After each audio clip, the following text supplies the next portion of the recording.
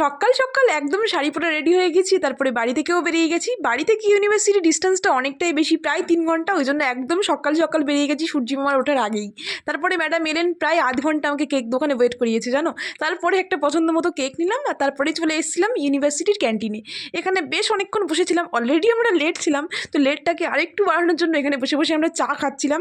তো চাটা খেয়ে অনেকটা গল্প করে তারপরে গেলাম ক্লাসরুমে। এরপর একে একে সবাই আসছিল আর সবার সাথে এতদিন পরে দেখা হয়ে খুব ভালো লাগছিল। আর সবার সাথে এতদিন পরে দেখা হয়েছে, হাসাহাসি তো একটু হবেই। আমাদের পক্ষে সম্ভব না, তাই কথাই বলে ওল্ড ইজ গোল্ড।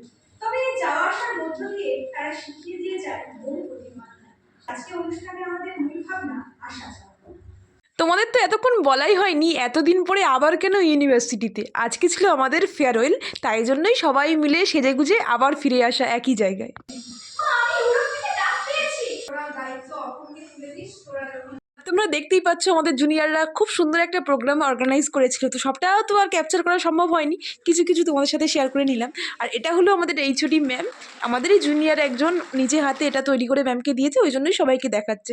তো এই সময়গুলো খুব ভালো লাগে, কারণ সারা বছর পড়াশোনার ফাঁকে যখন কোনো এরকম অকেশন হয় তো স্যার ম্যাডামদের একদম অন্য রূপে দেখা যায়। তো এই ভালো লাগাটা একদম অন্যরকম।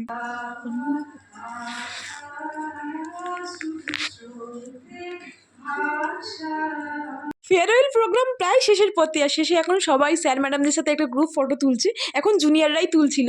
তো এই কেকটা এর আগে যে কাটছে তোমরা দেখতে পাচ্ছ, এটাই নিতে তখন গিয়েছিলাম, যার জন্য আমাকে আধ ঘন্টা ও ওয়েট করিয়েছে। আসলে ভাবলাম এরা এত কিছু আমাদের জন্য অ্যারেঞ্জ করেছে, তো আমাদের তরফ থেকে রিটার্ন গিফট হিসাবে কেকটাই থাকুক, ওরা কেটে মজা পাবে। আর এইখানে দাঁত বের করা ফটো দেখে কি তোমরা মানে ভয় পেয়ে গেলে?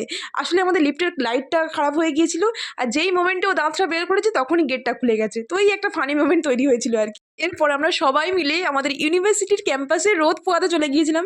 এই জায়গাতে বসে থাকতে আমাদের সবসময় খুব ভালো লাগতো, জায়গাটা এত সুন্দর সাজানো গোছানো না, এখানে বসে অনেকটা টাইম আমরা কাটিয়েওছি।